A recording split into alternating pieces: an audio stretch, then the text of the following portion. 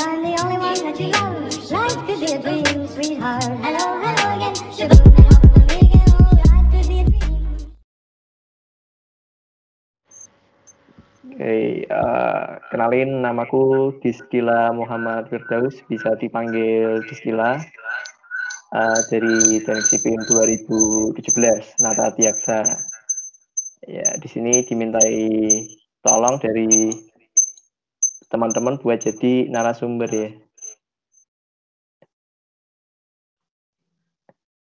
Oke, mungkin segitu dulu perkenalan dari aku. Nanti kalau mau tanya-tanya yang lebih lanjut bisa sambil jalan. Oke. Nanti kita secara bergantian gitu, Mas, ceritanya. Oke, boleh. Ya. Boleh dimulai mungkin dari Immanuel, silakan. Selamat malam Mas. Jadi pertanyaan pertama yang mau kami sampaikan itu bagaimana cara Mas memanajemen waktu yang Mas miliki gitu Mas? Oke, manajemen waktu ya. Langsung aku jawab aja ya ini ya. Satu pertanyaan langsung aku jawab. Oke. Baik, Mas. Kalau menurut aku manajemen waktu itu gimana cara kita buat cari tahu mana yang paling penting buat kita, dan itu yang kita bakal prioritasin untuk kita laksanain. Misal di dalam, kan tentu kalau kita punya acara kadang kan sering banget itu walaupun kita nggak pengen itu, kita udah tata segimana mungkin biar nggak tabrakan, tetap bisa tabrakan kan. Nah, itu menurutku manajemen waktu itu gimana caranya kita memanage waktu itu. Kalau misalnya terjadi suatu bentrok atau gimana, itu kita bisa mengatasi dengan cara kita tahu mana yang penting buat kita laksanain terlebih dahulu. Jadi menurut aku yang paling penting kalau di kampus itu kita tuh tahu gitu mana yang harus kita dahulukan sebelum yang lain, karena pasti nanti ada aja sesuatu yang bakal bikin kita milih kita mau ngelaksanain yang mana, dan itu adalah hal yang kita harus pikirin sejak awal sih. Kita itu niatnya kita mau fokus ke arah mana terlebih dahulu, seperti itu. Oke, sudah mengerti Mas. Selanjutnya Mas, bagaimana pendapat Mas mengenai skala prioritas dan menentukan skala prioritas itu dalam hidup Mas? Nah, oke. Kalau kita bahas manajemen waktu kan tidak lepas dari skala prioritas ya. Benar Mas. Oke, menurut aku skala prioritas itu adalah kita harus kelompok ini. Kita itu pengennya itu sebenarnya apa sih? Fokus kita di kuliah itu apa sih? Tentu semua orang nggak bisa fokus ke semua hal, ya kan? Pasti ada yang menjadi fokus paling utama setiap orang itu dalam berkuliah di suatu kampus. Dan itu adalah hal yang sangat-sangat wajar. Jadi kita nggak bisa tarik satu garis lurus kalau orang yang di kampus itu harus memiliki passion yang sama seperti itu. Ada mungkin yang terlalu fokus ke akademik karena dia mempunyai bekal yang cukup untuk sustain ke depannya, seperti itu. Nah, kalau menurut aku teman-teman harus bisa dari sekarang itu, mumpung lagi online kan, lagi online pasti aktivitasnya ya mau nggak ada hal lain selain kuliah, ya kan. Nah, itu mungkin menurut aku kali ini adalah waktu yang sangat-sangat baik bagi teman-teman semuanya kalau misalnya menentuin skala prioritas teman-teman ke depannya saat di kampus. Karena jujur kalau misalnya di kampus itu, dari pengalamanku itu fokusku, ini sebagai contoh aku ya, mungkin kalau teman-teman tanya yang lain mungkin jawabannya beda. Kalau menurutku itu fokusku saat di kampus itu gampang banget ke distract. Dari mulai awal maba sampai semester ini pemikiranku berubah-ubah. Fokusku tentu juga berubah-ubah karena saat kita menjalani kehidupan di kampus, kita tuh menemukan hal-hal baru. Nggak cuma di SMA, ya kayak yang di SMA. Karena kalau di SMA itu kan ketemunya paling teman-teman yang itu aja, satu daerah. Terus biasanya kalau ada dari daerah lain pun itu cuma pindahan dikit-dikit kan. Jadi biasanya itu lebih apa ya? Tidak terlalu beragam lah. Dan di kampus ini teman-teman kalau ketemu orang tuh benar-benar sangat-sangat beragam. Sangat-sangat banyak lah apa namanya? Mungkin sifat-sifat dan karakter yang belum kalian temui. Dan tentu dalam memilih teman juga kalian harus benar-benar cari itu yang paling cocok buat kalian juga. Seperti itu sih. Jadi skala prioritas itu menurutku di kondisi kita sekarang, skala prioritas kita apa, tapi di kondisi lain itu juga bisa jadi berbeda. Dan menurut aku itu nggak apa-apa kalau misalnya berbeda. Karena itu kita kan sama kuliah kan berkembang kan. Kan orang kan dinamis kan. Jadi menurut aku kalau skala prioritas itu kalian harus benar-benar tahu apa yang kalian lakukan, dan jika yang kalian prioritasin sebelumnya itu kalian pikir-pikir selama berjalan itu kurang atau kurang tepat lah, atau benar-benar nggak banget lah buat diprioritasin, itu bisa kalian ubah jadi prioritas yang lain. Menurutku seperti itu. Karena prioritas nggak mungkin itu aja selama hidup kita. Karena kita pasti ingin hal-hal baru di hidup kita. Mungkin yang lain? Ada pertanyaan lain? Iya Mas, selanjutnya saya akan bertanya Mas. Oke.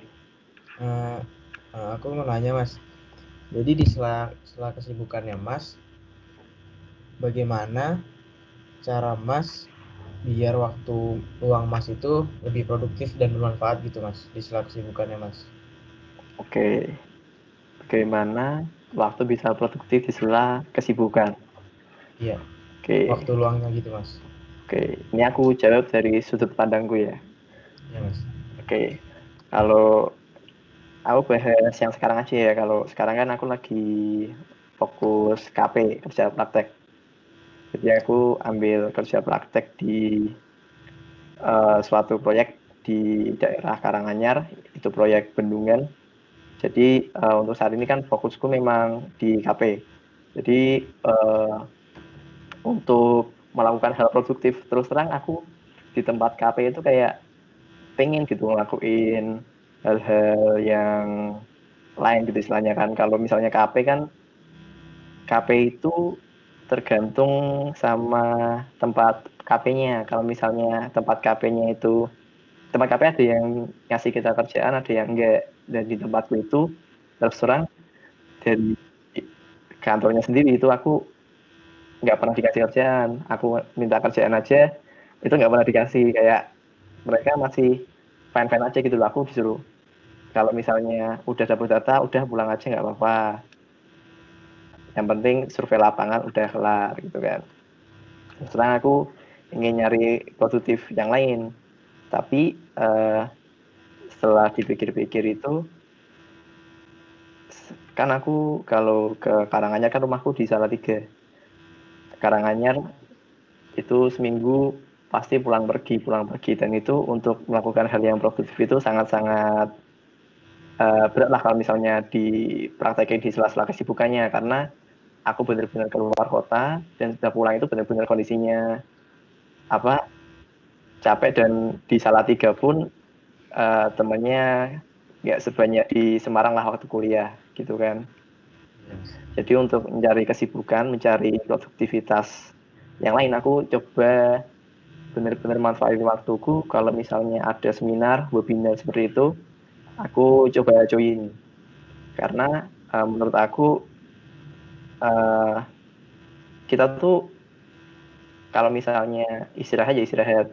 Kalau misalnya ingin nyari kesibukan, ya nyari kesibukan. Dan aku kalau misalnya dalam kondisiku sekarang, aku lebih milih ke webinar karena lebih fleksibel lah istilahnya dalam ngatur waktunya. Karena sekarang kan seminar tinggal pakai HP doang kan benar-benar gampang banget gitu, apalagi sering yang gratis sekarang. Mungkin itu salah satu caraku buat nyari kesibukan cari hal yang produktif di tengah kesibukanku. Oke, baik Mas. Makasih atas jawabannya Mas. Pertanyaan berikutnya nih Mas. Menurut Mas, antara akademik dan non-akademik itu harus seimbang atau akademik harus lebih tinggi dari non-akademik? Karena kan Mas juga pasti memiliki kegiatan non-akademik nih Mas. Menurut Ya, Mas itu gimana Mas? oke. Ini pertanyaan menarik ini. Sebenarnya terkait kita mau prioritasin akademis atau non akademis itu tergantung balik lagi ke orangnya. Orangnya itu besok tuh waktu lulus dari sipil tuh mau jadi apa sih? Mau jadi kerja kah di BUMN atau kerja kah di PU atau kerja kah di swasta atau mau wirausaha atau mau jadi hal yang lain yang nggak terkait sama sipil, itu kan tentu fokusnya berbeda. Menurut aku kalau teman-teman itu milih mau fokus akademis atau non akademis itu sama-sama bagus, tapi tentu outputnya akan beda. Nah, kita kan bicarain output di sini. Kalau kita benar-benar prioritasin benar-benar 100% akademik, pasti non akademisnya bakal keteteran. Dan nanti di lingkungan kerja pun teman-teman udah prioritasin akademis ini, nggak non akademisnya nggak dipikirin sama sekali. Di kerja pun itu perlu sebenarnya non akademis karena ilmu yang kita pelajari di sipil itu nggak 100% diterapin di kehidupan nyata. Karena menurut aku selain intelligence ilmu yang kita butuhin buat hidup, kita juga perlu namanya social intelligence sama emotional intelligence. Jadi kita harus benar-benar waktu kita dapat masalah, kita dapat suatu hal yang baru, kita tahu langsung mau ngapain seperti itu. Karena kalau kita cuman akademis yang ditonjolin, pasti kan kita akademis, misal kita kan S1 nih. S1 kan fokusnya di teori, bukan di praktek, nggak kayak D3. Tentu teman-teman akan lebih fokus ke teori dulu. Kalau misalnya teman-teman nilai fokus benar-benar 100% akademik. Nah, kalau misalnya tidak diimbangi dengan skill yang bagus buat berbicara, buat problem solving, buat berunding, buat omong-omongan ke orang lain, pasti bakal keteteran ke prakteknya nanti. Pasti kayak di sini ilmunya udah banyak nih, tapi mau ngeluarin tuh bingung. Jadi cuman kesimpan di sini doang. Nah, itu kan sama-sama kayak udah nabung nih di sini, tapi nggak bisa di spend gitu loh buat apapun, kan sama aja bohong kan. Jadi menurutku teman-teman yang mau fokus di salah satu, teman-teman jangan fokus 100%. Kalau yang lain ngomong harus benar-benar fokus 100%, kalau aku jangan 100%, karena kita tuh nggak boleh apa ya namanya. Kalau kita cuma benar-benar condong di salah satu doang, itu benar-benar kalau ini udah jatuh ya jatuh. Kita tuh benar-benar harus punya skill yang banyak dulu sih, menurut aku di kampus. Dan kampus itu suatu tempat yang sangat tepat untuk kita belajar hal yang baru. Nah, tentu banyak hal-hal yang kita nggak bakal temuin waktu kita masa-masa sekolah dulu seperti itu. Dari teman-teman sendiri, mungkin tadi siapa yang tanya nih? Farel, kalau kamu gimana? Akademik atau non akademik? Kalau aku sih niatnya secukupnya sih Mas, sesuai prioritas aku nanti. Jadi nggak melebihkan salah satu juga kayak yang tadi Mas bilang. Tapi mungkin selisihnya nggak jauh gitu Mas. Misal akademik 60, non akademiknya 40 kayak gitu sih Mas. Jadi nggak terlalu jauh perbedaannya. Karena kan gitu. non akademik juga butuh buat kita nyari relasi nih Mas. Karena kan suatu saat nanti kita pasti butuh banyak relasi pertemanan gitu Mas. Makanya jadi nggak terlalu fokus ke akademik, tapi nggak fokus ke non akademik juga gitu, secukupnya aja, berbarengan lah gitu Mas. Oke, semoga lancar ke depannya, benar-benar terlaksana ya. Amin Mas. Kalau jadi orang yang pintar di kampus, jangan pernah males buat ngajarin temennya pokoknya. Ya baik, siap Mas.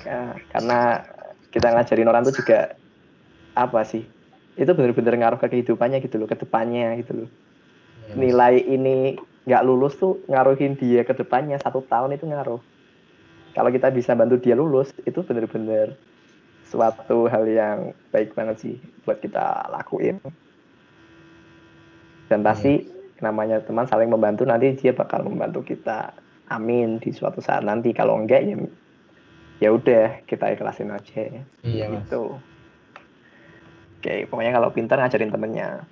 Iya siap mas, selalu mas pasti. Oke. Ya baik, terima kasih mas atas jawabannya dan saran-sarannya. Misi Mas, saya mau bertanya lanjutannya yang tadi. Oke. Boleh, Eh, boleh.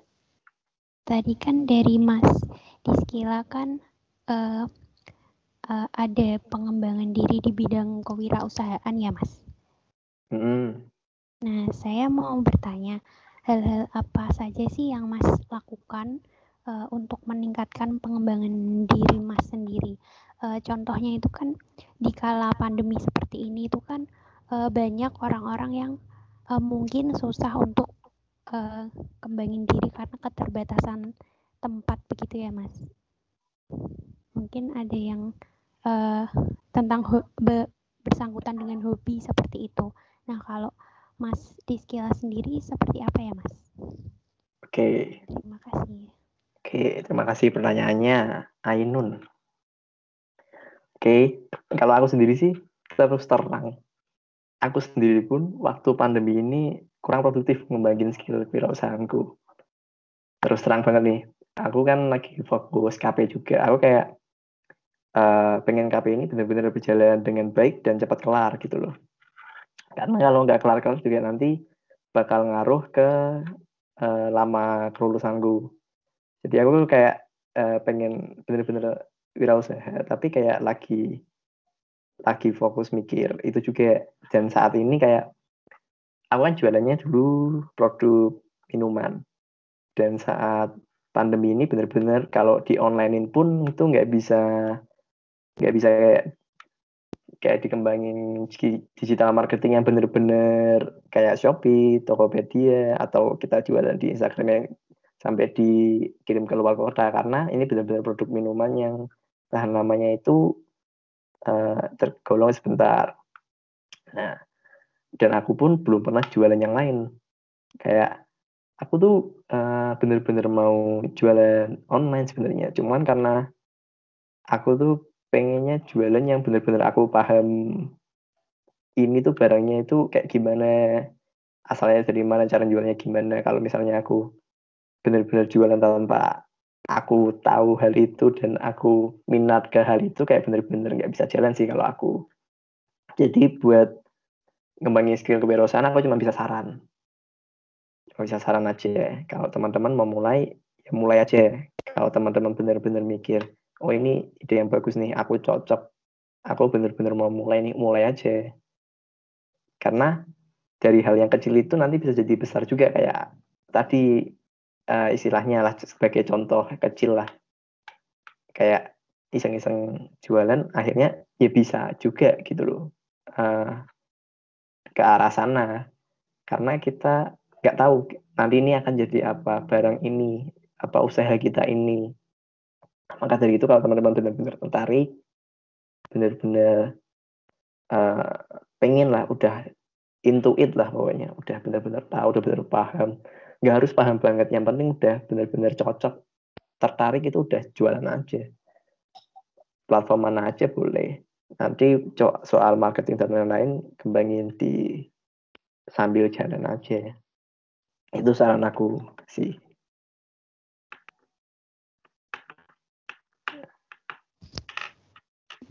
Oke Mas, lanjut ke pertanyaan selanjutnya ya Mas. Oke, boleh.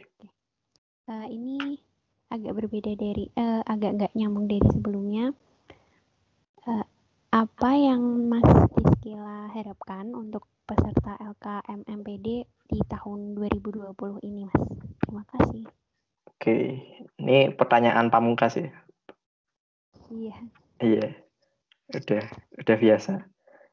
Iya, yang aku harapin teman-teman bisa tahu lah kira-kira yang bakal teman-teman hadapi nanti di kuliah itu seperti apa.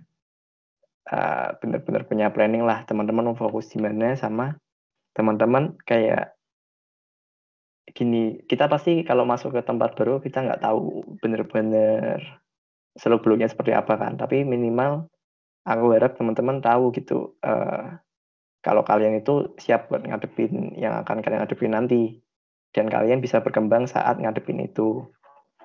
Karena tentu kita bisa punya planning mau jadi apa, mau gabung organisasi apa, mau ini mau itu, tapi outputnya bisa jadi berbeda. Dan aku pengen teman-teman kalau misalnya yang kalian planning itu nggak sesuai sama yang kalian hadapin nanti, yang kalian dapetin nanti, aku pengen teman-teman bisa punya alternatif lain buat ngewujudin apa yang jadi akhir yang kalian inginkan, seperti itu.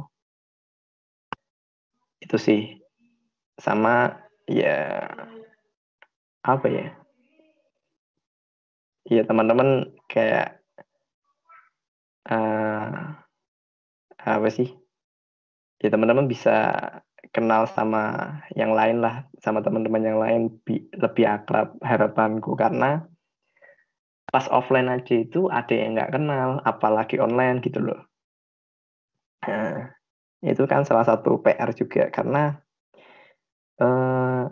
offline aja itu benar-benar banyak yang belum siap ngadepin.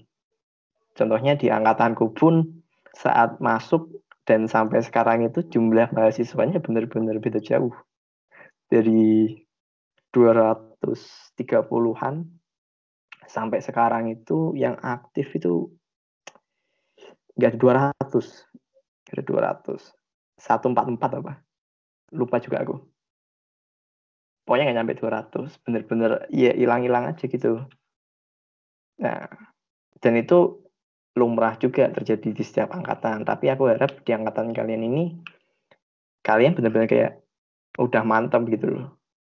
Buat apa yang kalian hadapin nanti. Karena ya siap nggak siap, harus siap juga.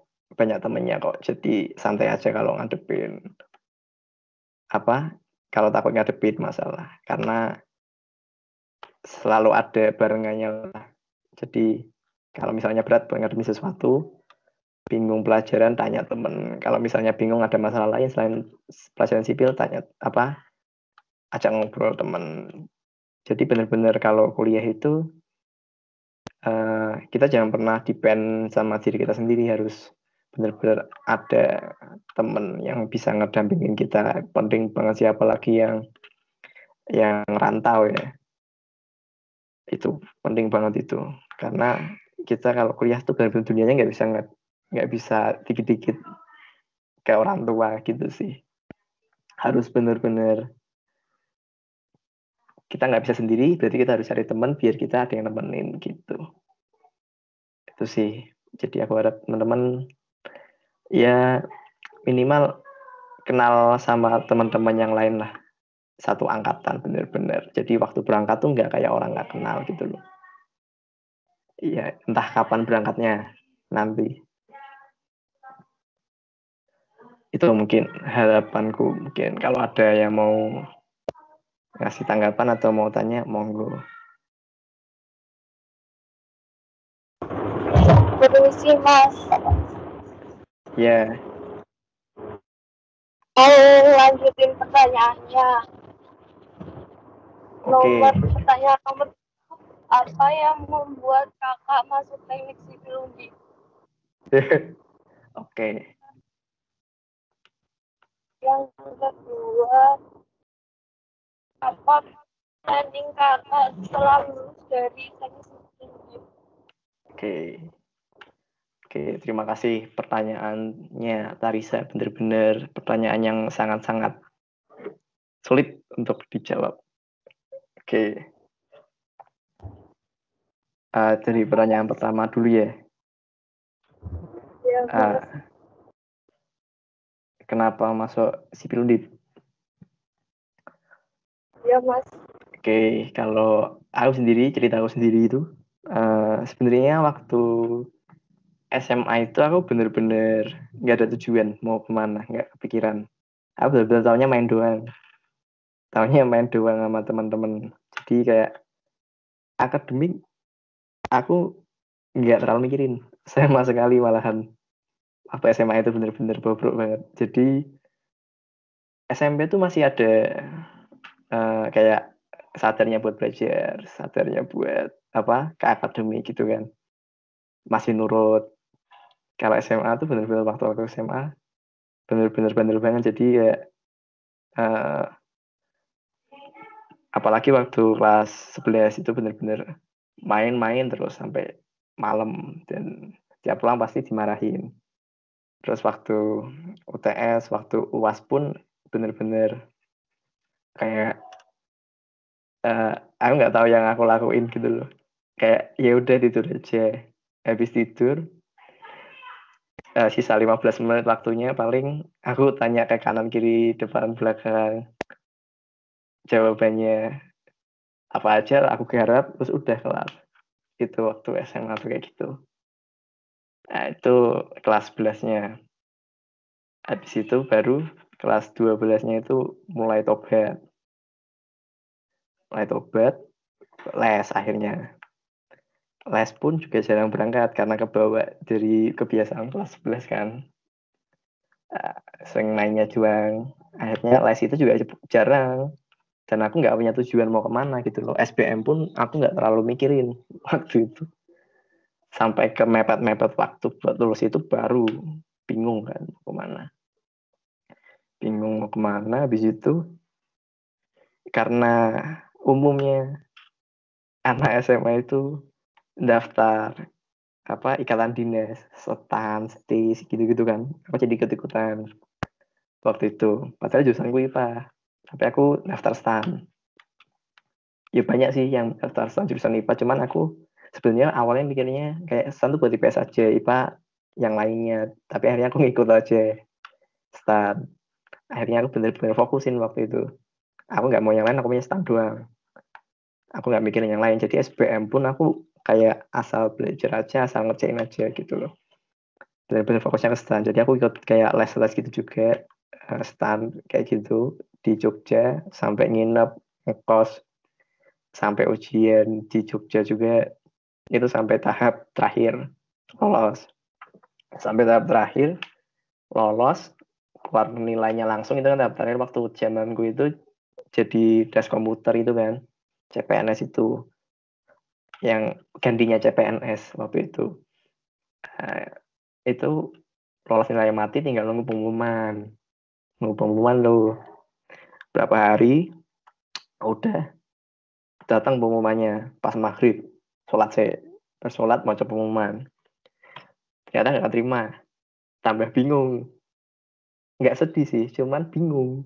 Mau kemana lagi gitu kan. Habis itu ternyata keterima di SBM-nya, ternyata keterima waktu itu. Padahal itu kayak bener-bener asal-asalan. Tapi keterimanya bukan di pilihan pertama. Waktu itu keterimanya di pilihan kedua. Yang kedua itu aku terima di peternakan Brawijaya. Waktu itu aku pengen ternakan. Karena mikirnya mau usaha ternak gitu. Tapi itu pemikiran yang sangat-sangat sih, kurang mateng juga sih. Karena di situ kan juga bukan diajarin wirausahanya, tapi diajarin gimana cara ternaknya. Gitu. Akhirnya kayak ya udahlah, terima sini, aku mau kuliah sini. Udah masuk grup angkatannya, udah kenalan gitu-gitu kan, ngurus pendaftaran, tapi belum bayar waktu itu. Ada UM Undip. Nah, itu kayak orang tuaku waktu itu, bapakku, itu kayak mungkin udah nganggep, wah ini kayaknya nggak niat, ini bingung mau kemana gitu kan. Akhirnya aku disaranin daftar teknik sipil di pertamanya. Aku nggak tahu juga teknik sipil itu belajarnya apa. Di situ dijelasin nama bapakku, udah jelasin gini. Aku terus terang tertarik sih buat masuk, karena aku sebenarnya udah pernah kayak ikut-ikut tes peminatan gitulah, cocoknya masuk jurusan mana. Aku sebenarnya peringkat pertama itu selalu di teknik yang paling cocok. Kalau IPA selalu teknik perencanaan. Nah, aku nggak tahu nih teknik perencanaan itu teknik yang mana gitu kan. Oh, ternyata sipil itu juga termasuk perencanaan. Akhirnya tertarik itu benar-benar belajar banget waktu itu buat UM. Sampai soal dari tahun berapapun itu aku pelajarin karena ternyata UM Undip itu benar-benar tipe soalnya itu mirip-mirip sama tahun-tahun sebelumnya. Nah, waktu itu belajar soal terus, lihat tutorial YouTube, itu yang paling berjasa banget tuh tutorial YouTube-nya. Terus akhirnya tes lah, habis tes, nunggu pengumuman, itu kayak udah ketompo ya wes, ora ya wes, gitu kan. Tapi ternyata waktu pengumuman itu ternyata keterima waktu itu. Bener-bener kayak kaget kan, wah terima di teknik gitu kan. Bener-bener rak nyongko, padahal teman-temanku yang lebih rajin tuh pada banyak yang nggak seberuntung aku gitu kan. Aku kayak bener-bener, wah berarti aku kudu nganu ki berubah lah kayak biyen kebiasaannya gitu kan. Akhirnya diniati masuk teknik sipil Undip gitu. Iya Mas, makasih Mas. Oke, sama-sama.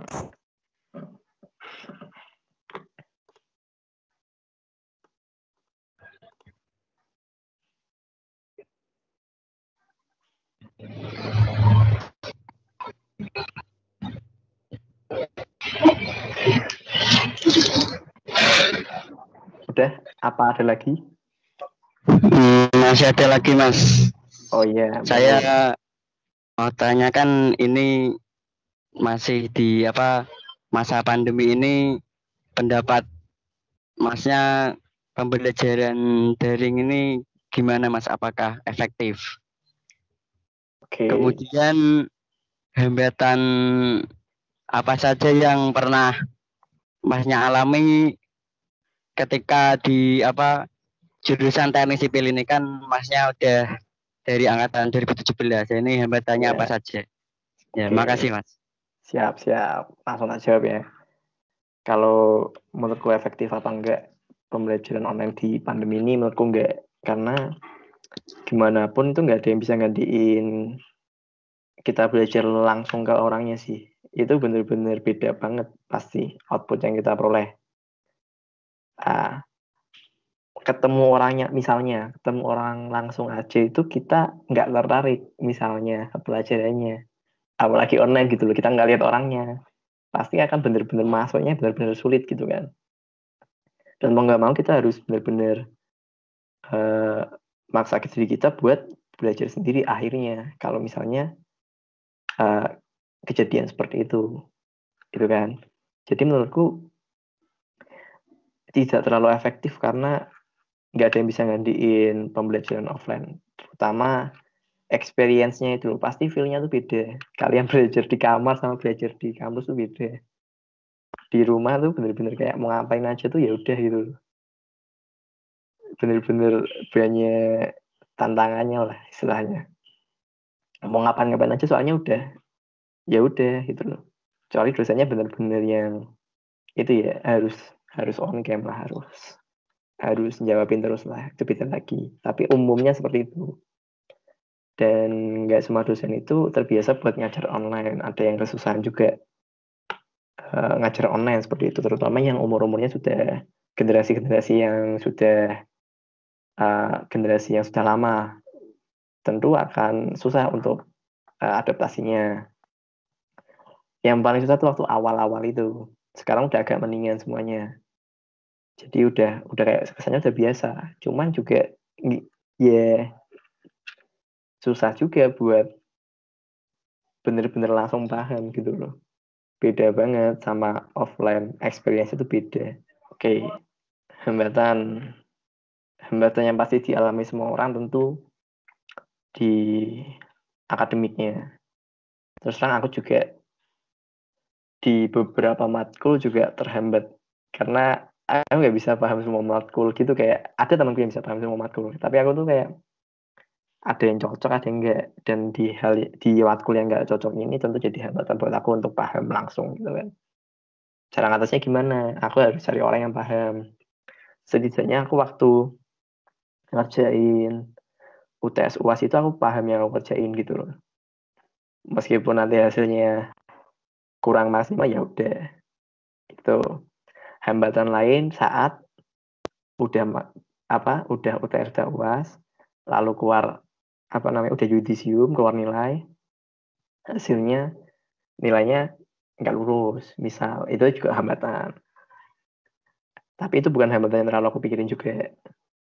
Tentu kita nggak bisa expect kita bakal lancar-lancar aja di semuanya sih. Kalau udah dapat nggak enak ya udah nggak enak, telan aja. Nah, nanti soal solusinya ada kok pasti. Itu aku mikirnya gitu pokoknya. Aku banyak sebenarnya nggak lulus tuh ada banyak juga.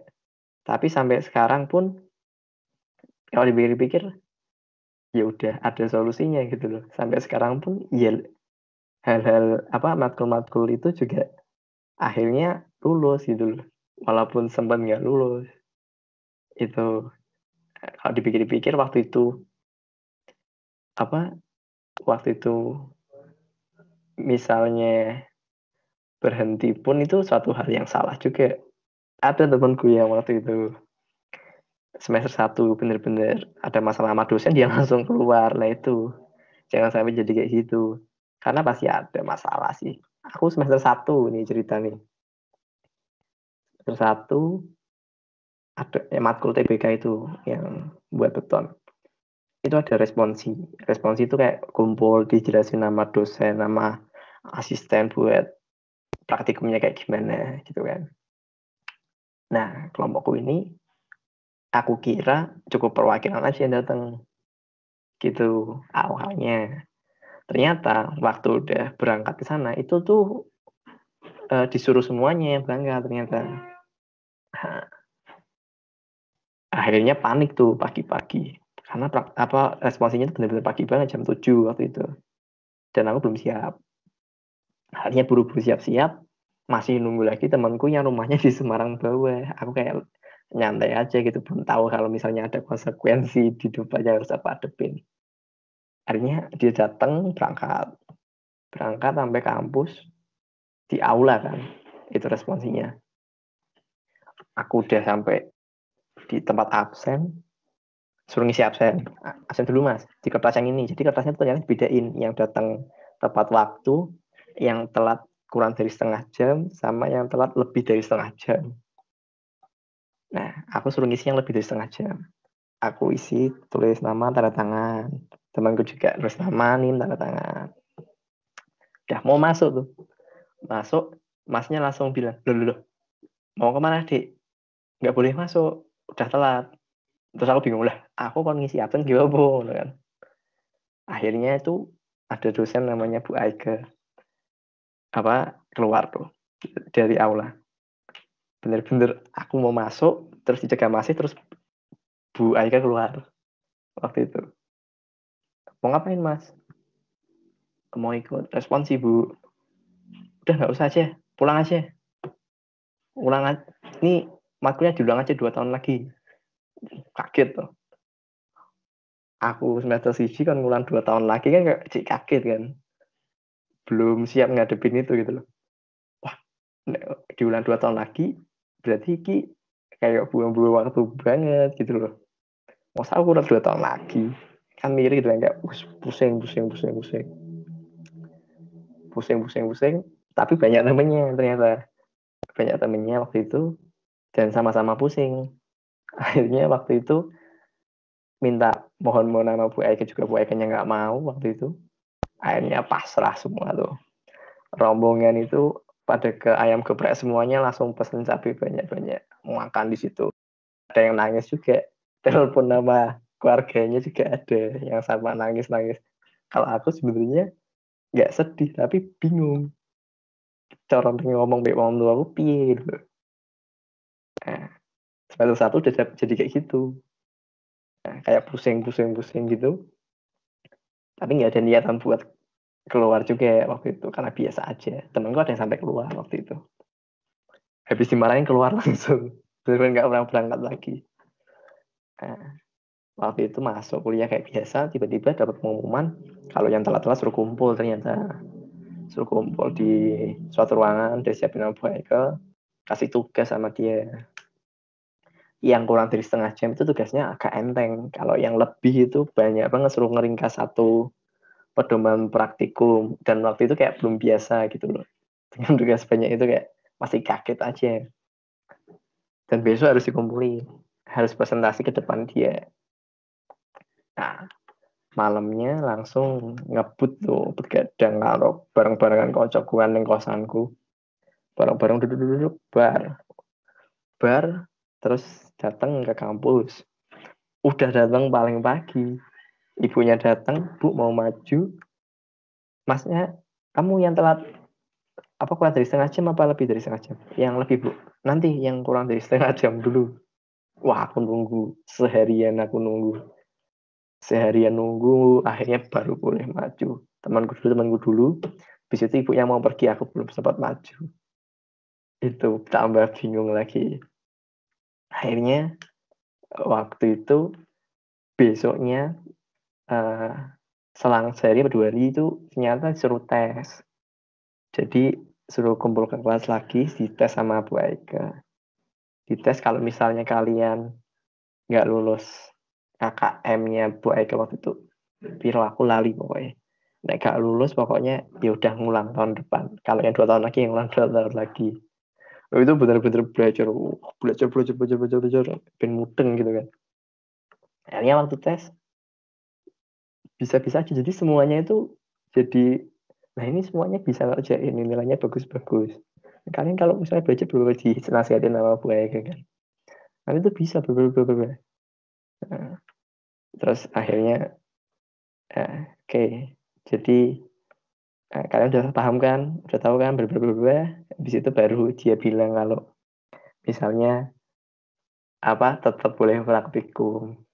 Akhirnya tuh senang kabeh waktu itu, hore-hore. Dan waktu itu langsung lego waktu itu. Nah, itu salah satu masalah yang bener-bener waktu maba banget tuh. Bener-bener kaget. Nah, waktu maba lagi yaitu tugas GSP itu kayak bener-bener nggak biasa sama deadline-nya. Itu salah satu problem yang mungkin dihadapin.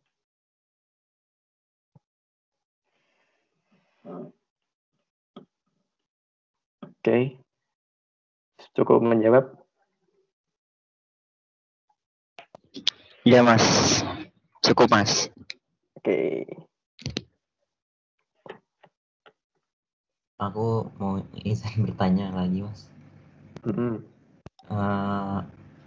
Untuk keluh kesah apa yang Mas rasakan selama di jurusan Teknik Sipil Undip, dan bagaimana tips and trick Mas mengikuti pelajaran dengan baik di jurusan Teknik Sipil ini? Baik, Mas. Oke. Terima kasih, itu pertanyaan saya. Yang pertama tadi apa? Keluh kesah, Mas, di Keluh jurusan kesah. Teknik Sipil. Kalau kesah ya yang tadi itu yang udah aku bicarain, yang masalah-masalah tadi itu termasuk keluh kesahku sih. Udah aku ceritain semuanya. Itu yang paling gede lah menurutku. Terus tentu ada yang kecil-kecil juga, cuman aku udah nggak ingat juga. Aku ya wis bodo amat dulu. Aku emang orangnya bodo amatan. Terus tips and triknya teman-teman kalau misalnya di sipil pokoknya ojo panikan lah pokoknya lah. Pokoknya kalau dapat masalah sama dosen, pokoknya dalam masalah ya udah terima aja, tak usah bantah dulu, santai we loh. Terima aja dulu, situ pikirin baik-baik gimana cara ngatasinya. Udah, pokoknya yang paling penting itu bukan siapa yang salah, bukan siapa yang benar, kita jangan punya mindset kalau kita udah berusaha bener-bener nih, tiba-tiba keadaan tuh nggak sesuai yang kita harapin. Kita jangan nyalain keadaannya, karena kita udah berusaha banget. Tapi kita harus bener-bener legowo aja sih, karena ya itu yang harus kita hadapin, itu cobaannya gitu loh. Karena kalau misalnya orang hidupnya tentram-tentram terus, itu juga nggak akan berkembang. Pasti akan lebih kaget juga kalau ketemu masalah kan. Itu sih menurutku, ketemu masalah, misalnya masalah itu sangat berat, kalian nggak apa-apa sedih, kalian nggak apa-apa bingung. Tapi jangan sampai ngelakuin hal saat kalian bingung, saat kalian panik. Kalian panik dulu nggak apa-apa, bingung dulu nggak apa-apa. Kalian tenang dulu, baru nanti mikir solusinya. Bicarain nama teman kalian, bicarain nama cutting kalau misalnya kalian ada kenalan yang bisa diajak rembukan, baru kalian bisa mikir solusi dengan tenang gitu loh. Itu sih kalau dari aku tips and triknya kalau ngadepin kuliah di sipil. Tentu ada teman-teman yang anggap kuliah di sipil itu gampang, ada banget. Di angkatanku pun ada yang kesusahan banget, ada yang kayak santai-santai aja dan nilainya tuh bagus-bagus aja karena emang tipikal orang tuh beda-beda. Dia kayak lebih gampang nyerap gitu juga ada. Dan masalah dia tentu bukan di akademiknya. Dia masalahnya tentu di tempat lain. Dan dia ada cerita lain yang mungkin aku nggak bisa cerita. Karena aku masalah utamanya bukan di situ. Aku termasuk yang biasa-biasa aja lah. Bukan yang langsung mudeng. Aku juga orang yang berproses gitu. Ya kalau menurutku tips and triknya yaitu teman-teman kalau misalnya dapat masalah nggak apa-apa sedih, nggak apa-apa panik, tapi jangan sampai kalian ngelakuin sesuatu, ngeputusin sesuatu saat kalian panik gitu sih. Sama belajarlah untuk nyelesain masalah secara cepat. Karena gimana ya? Kadang action kita saat kita langsung ngerjain sama action kita kalau kita nunda itu beda banget outputnya gitu loh. Terutama saat ngadepin masalah sama dosen. Bisa jadi kalian buat salah nih, kalian takut mau ngomong, tapi kalian nggak minta maaf, misalnya. Kalian tuh mau minta maaf, tapi kalian nggak nyampe gitu loh. Ngomong kira kan. Nah, tentu outputnya kan beda saat kalian beraniin diri buat minta maaf, sama kalian diem-diem aja saat habis ngelakuin kesalahan. Misal ketahuan, misalnya ketahuan nyontek misalnya waktu ulangan biasa. Nah, sebenarnya dosen cuma pengen kalian ngaku aja. Tapi kalian mau ngaku tuh nggak nyampe itu loh, takut gitu loh. Tentu nanti outputnya bakal beda sama ketika kalian langsung ngaku. Di pengalamanku sendiri, waktu online ini, ada satu matkul. Itu soalnya pilihan ganda. Dan itu di Google Form. Nah, ada temanku yang masuk pakai nama orang lain, pakai name orang lain, terus dia kayak asal-asalan jawab. Habis itu langsung kirim biar tahu jawabannya benar, terus dia screenshotin, baru dia ngasih nama dia, bla bla bla. Ternyata dosennya itu tahu waktu itu, tahu siapa yang nggak ngaku. Kalau nggak ada yang ngaku satu angkatan, nanti nilainya saya turunin semua. Waktu kemarin itu akhirnya nggak ngaku-ngaku tuh, nggak ngaku-ngaku sampai akhirnya temanku yang nimnya disalahgunain itu, dia kan dituduh sama dosenku, tapi dia nggak ngelakuin. Dia kayak nama dia dipakai buat orang buat ngelakuin itu kan. Dia ngelaporin ke polisi, habis itu baru orangnya ngaku. Nah, tapi kan udah terlambat, dosenku udah bodoh amat sama pengakuan dia karena dia nggak ngaku-ngaku waktu dikasih kesempatan gitu. Akhirnya ya udah satu angkatan diturunin semua nilainya, bener-bener gak ada yang A. Kalau yang A turun ke B, yang B turun ke C, C ke D, udah gitu pokoknya. Itu salah satu output yang beda kalau kita langsung ngelakuin sama kita nunda. Salah satu contohnya itu. Maka kita nggak apa-apa buat salah waktu di awal, tapi jangan sampai kesalahannya bener-bener similar, sama-sama bener-bener mirip gitu kita lakuin 2 kali sih. Karena bener-bener rugi banget. Rugi bener. Itu sih. Oke, mungkin itu ya, tips and trick yang bisa aku kasih buat teman-teman semuanya. Nanti kalian bakal tahu sendiri kok gimana cara kalian buat ngadepin suatu masalah. Oke Mas, baik Mas. Terima kasih atas jawabannya. Oke, sama-sama.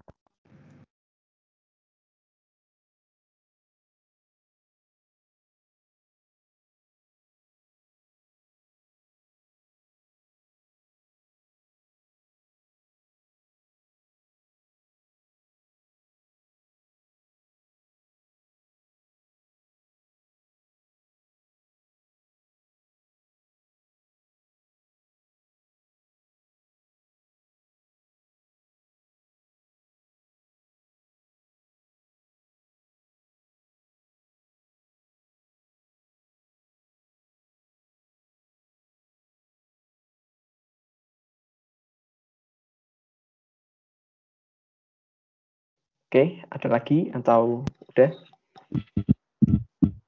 Mas mau nanya, Monggo. goal sama prestasi apa aja yang udah Masnya capai selama menjadi mahasiswa teknik sipil? Waduh.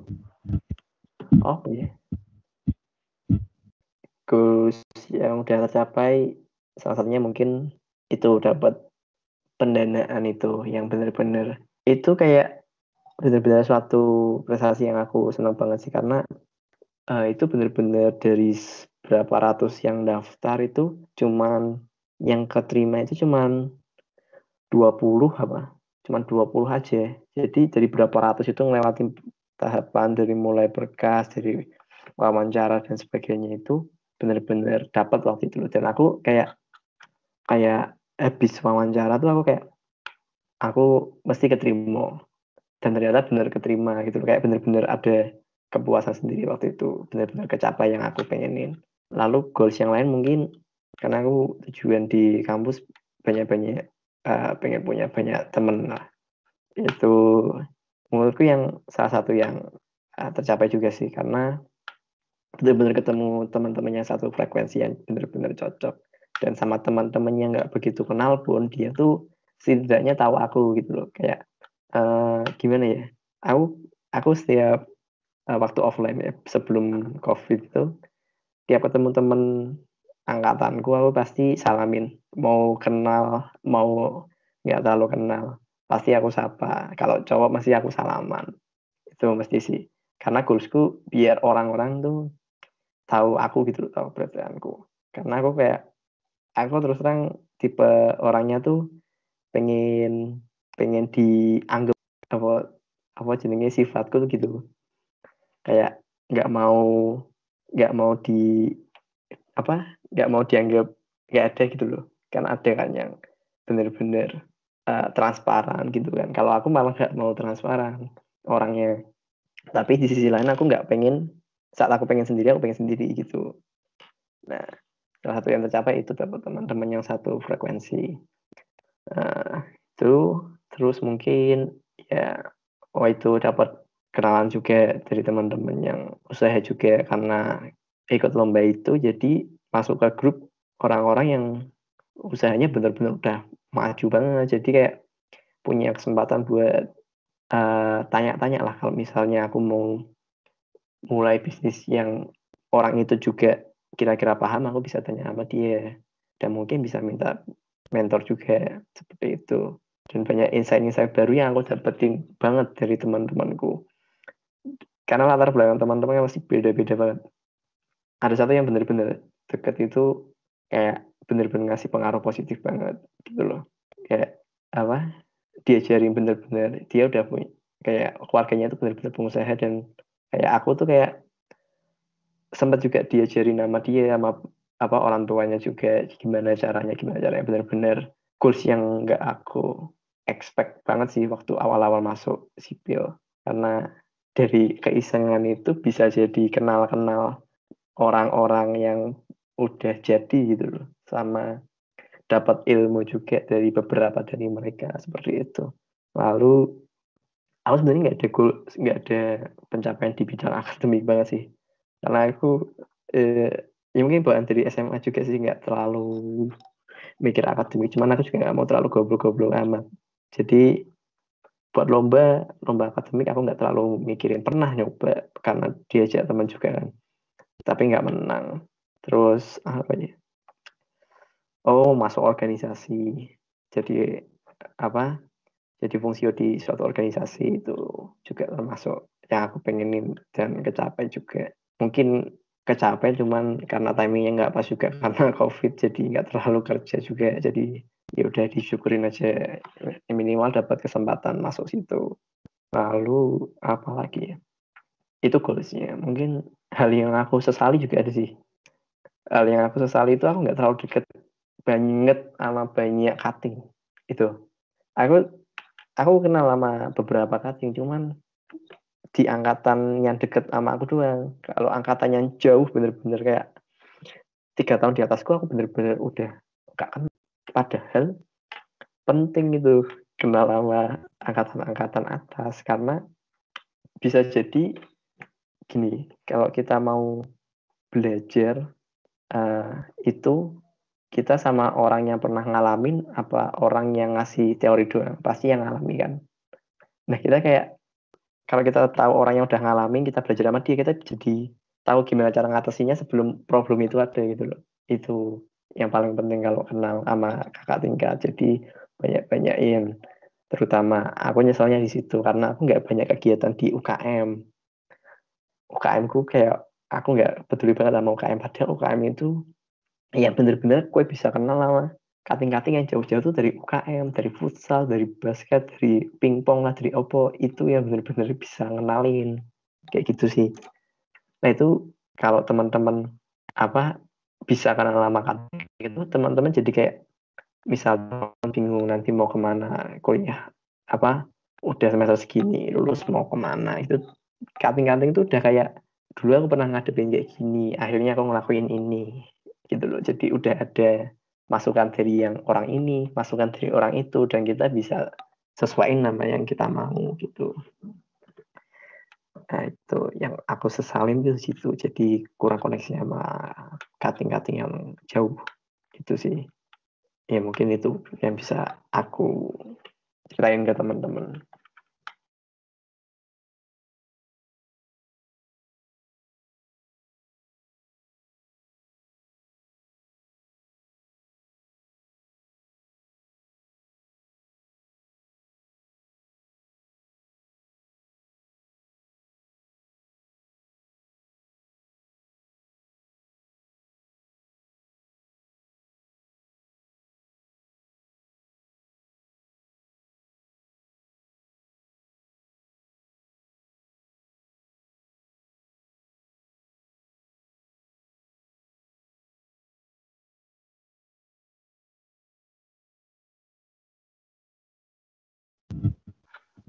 Baik Mas, terima kasih.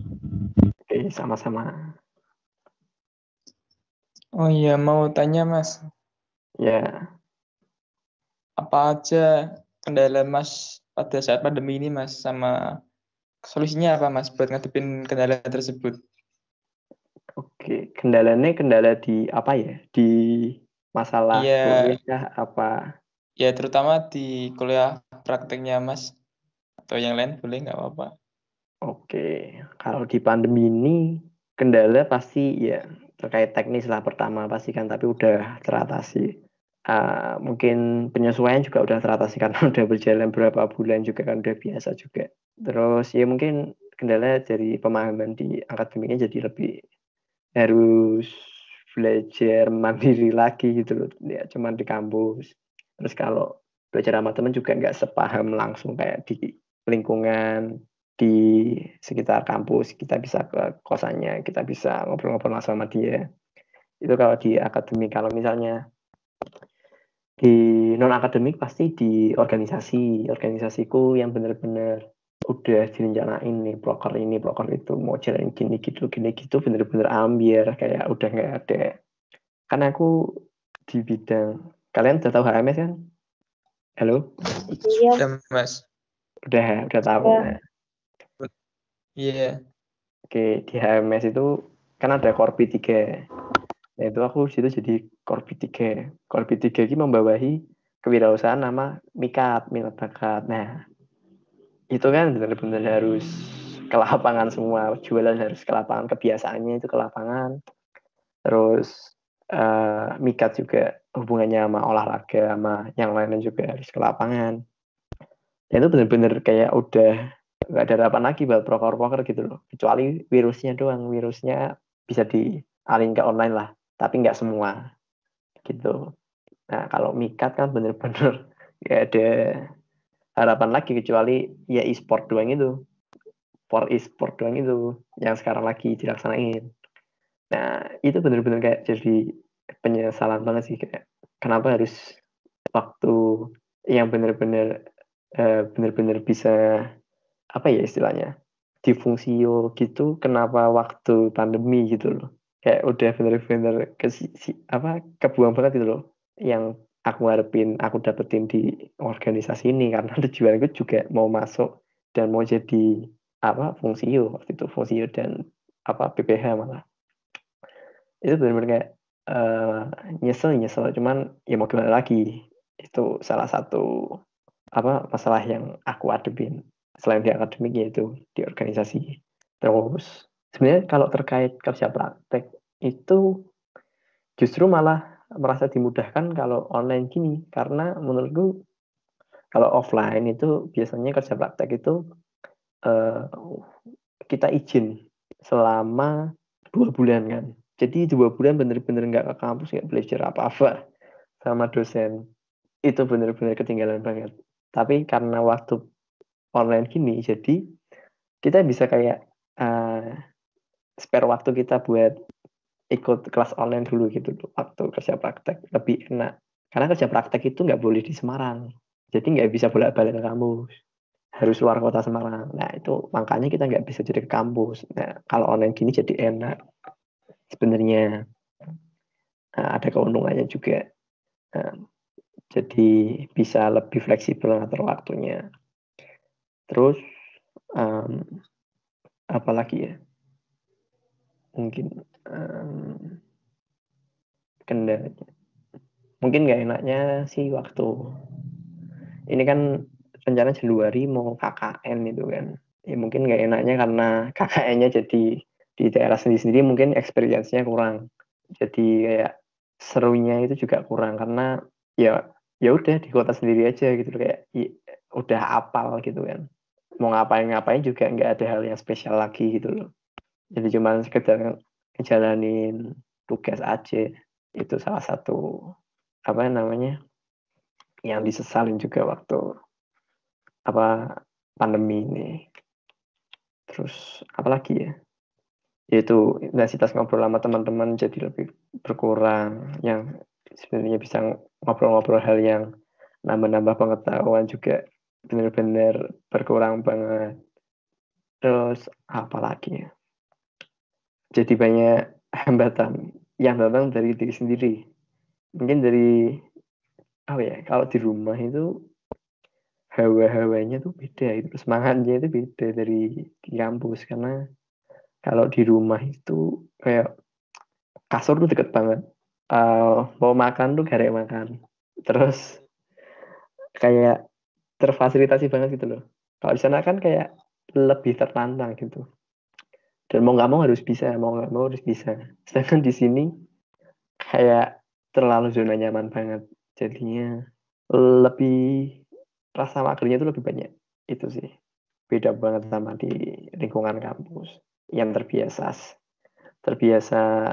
sendiri gitu, karena kan mau nggak mau, apalagi yang di luar kota itu tinggal sendiri pasti kan di dekat kampus.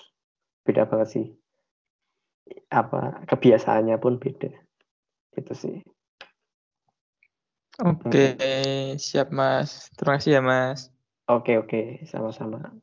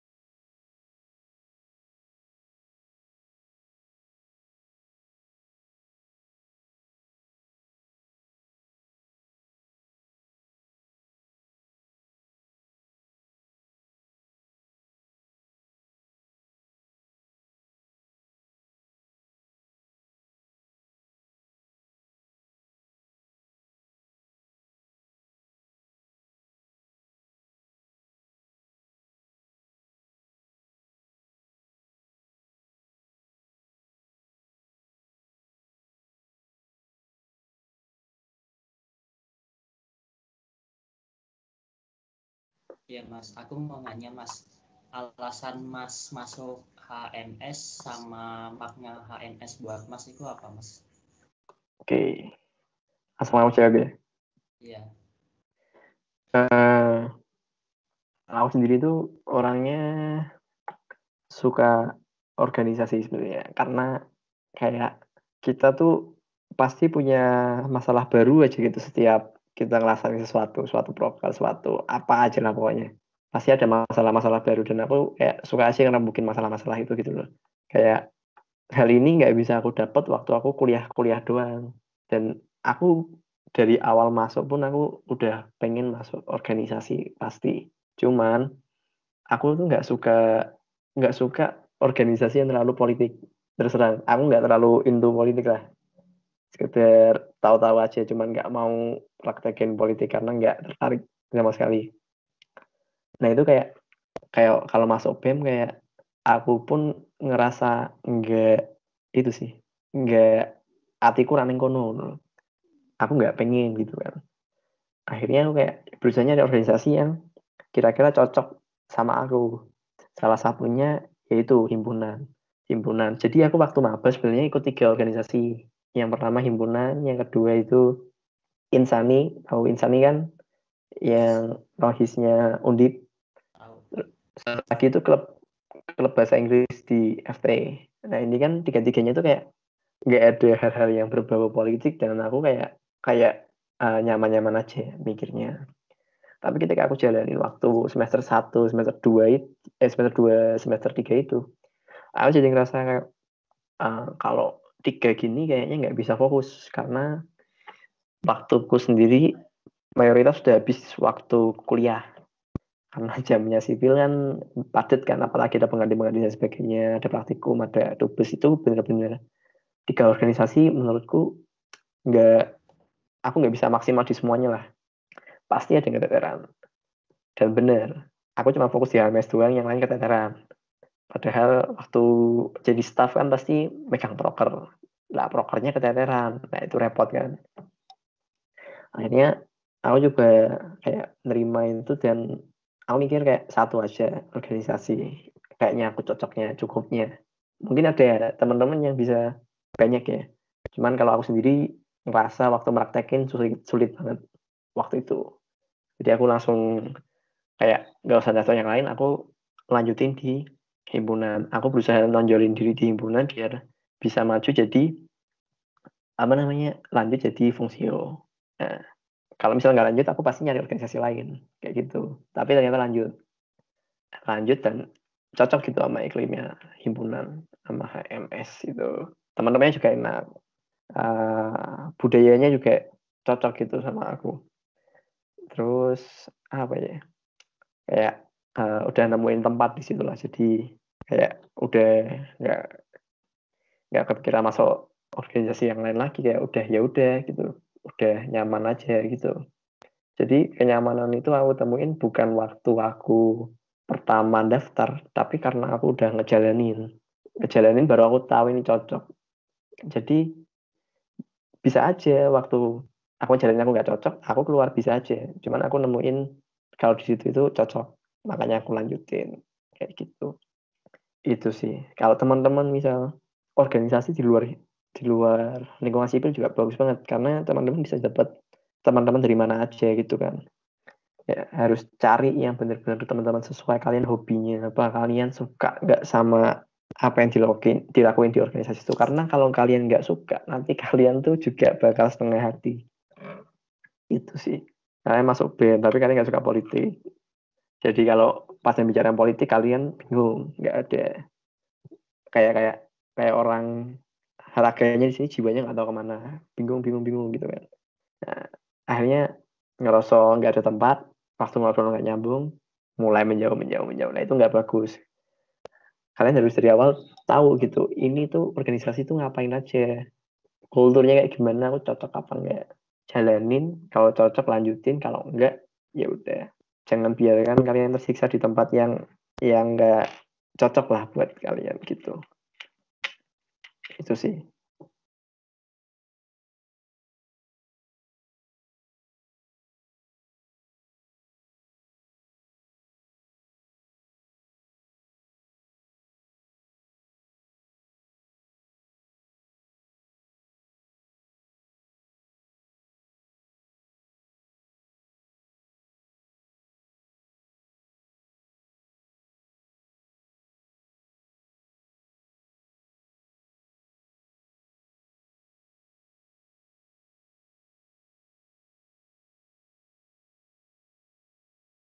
Mungkin udah, oke. Sama-sama. Ridwan. Izin bertanya Mas, Oke. untuk saat ini Mas Zikila kan menjabat sebagai Korbit HMS ya Mas. Mm-mm. Itu sebenarnya memang keinginan dari Mas sendiri atau mungkin dicalonkan Mas? Oke.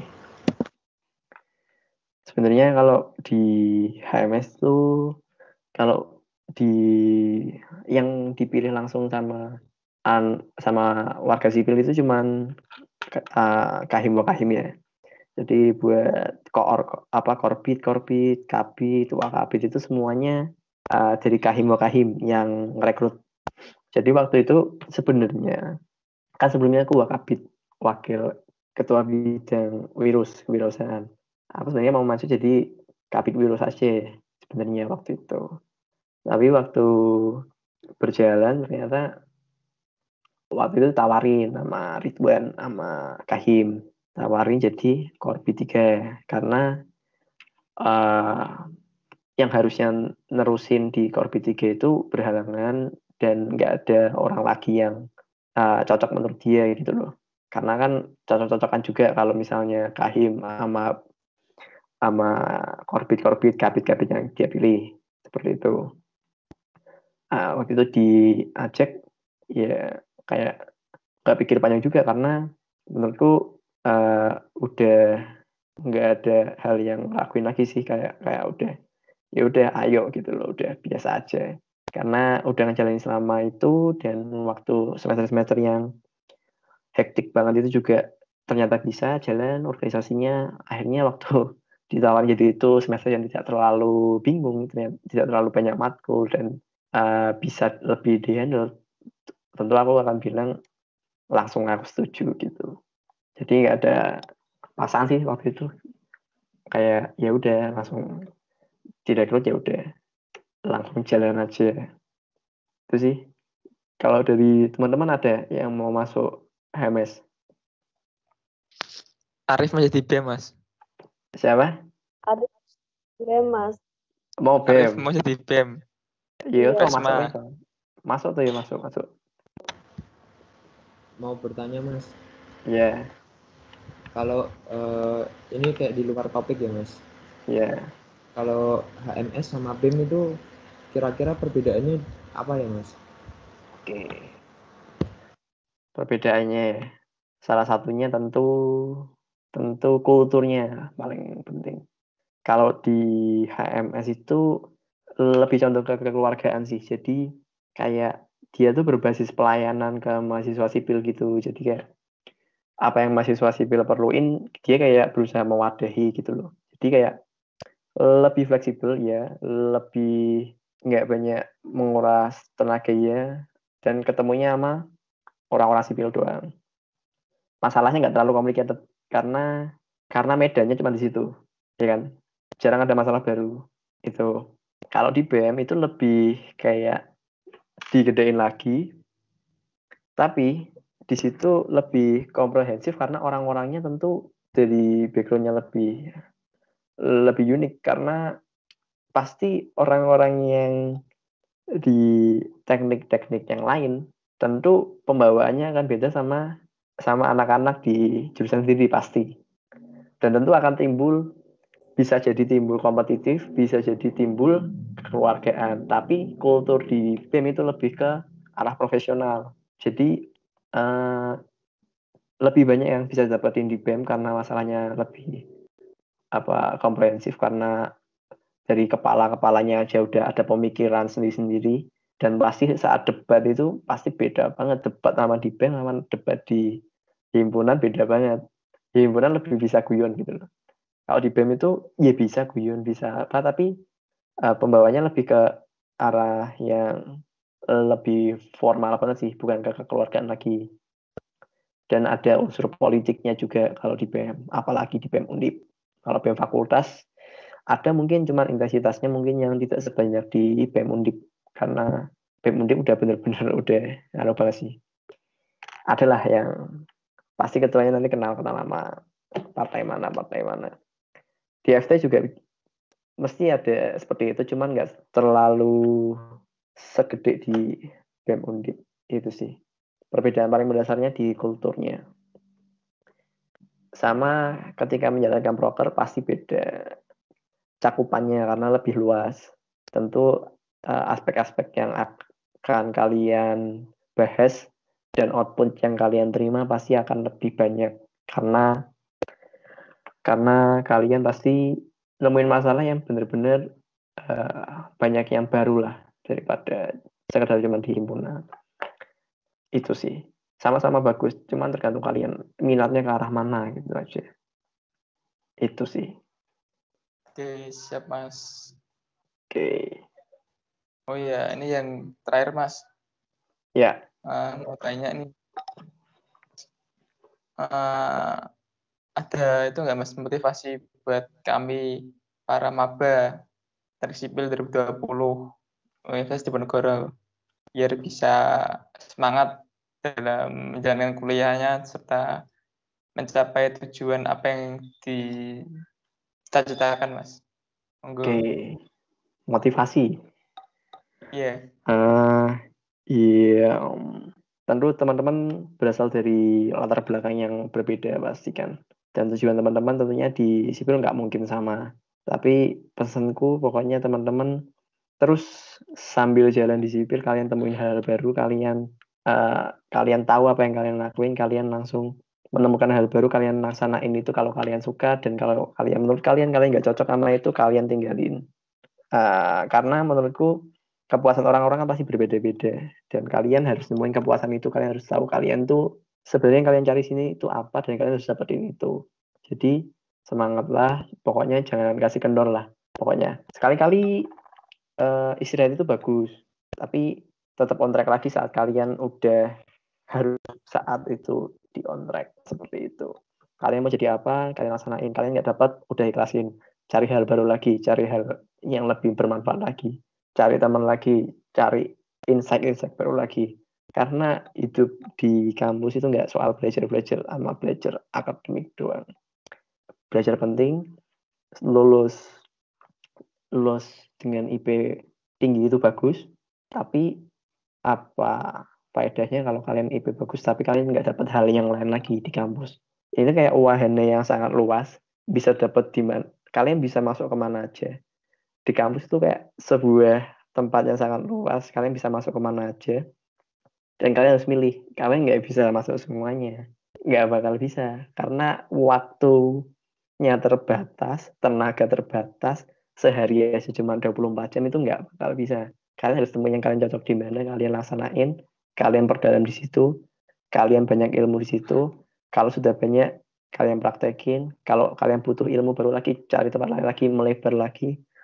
Kalian cari insight baru lagi, kalian laksanain lagi. Itu pokoknya. Semangat pokoknya. Kalau bingung, cari temen, cerita-cerita, ngopi-ngopi, kelar. Udah, balik lagi. Mungkin itu aja sih yang bisa aku kasih pokoknya. Karena ya nanti kalian bakal nemuin sendiri waktu udah laksanain motivasi yang bener-bener bisa motivasi kalian. Oke. Mungkin itu dari aku. Oke, siap.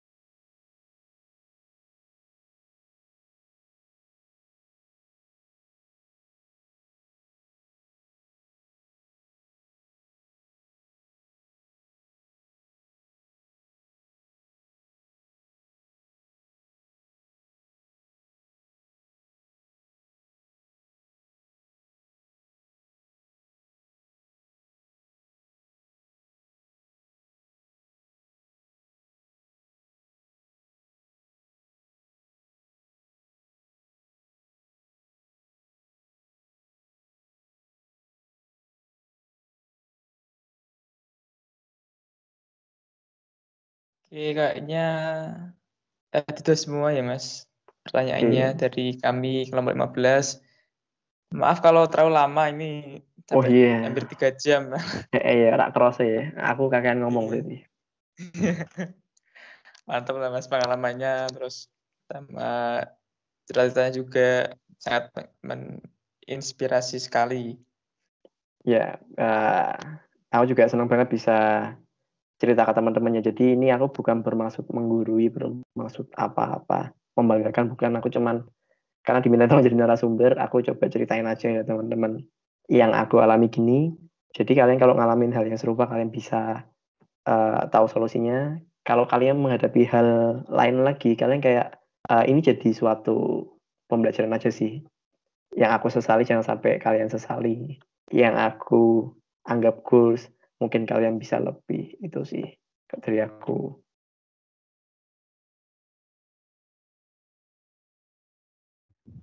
Oke, kalau gitu pesan terakhir buat teman-teman semuanya.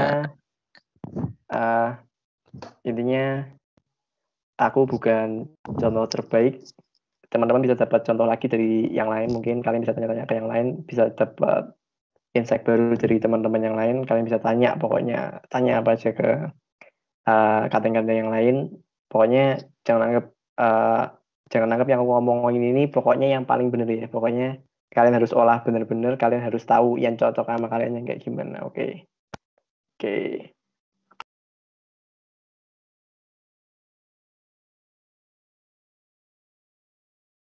Oke, thank you ya. Thank you semuanya. Terima kasih banyak, Mas.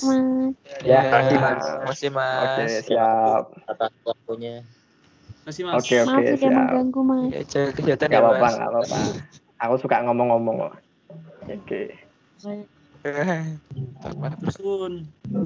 Oke, sami-sami.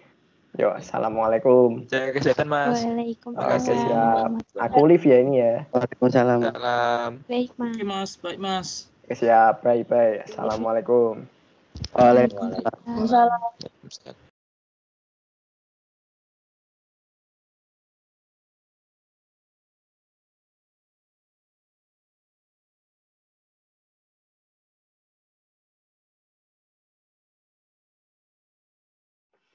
Ini mohon maaf Mas, sebelumnya mau minta foto bareng sama Mas Rizkila buat Oke.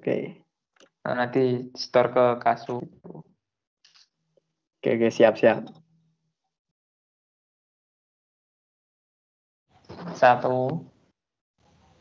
2, 3.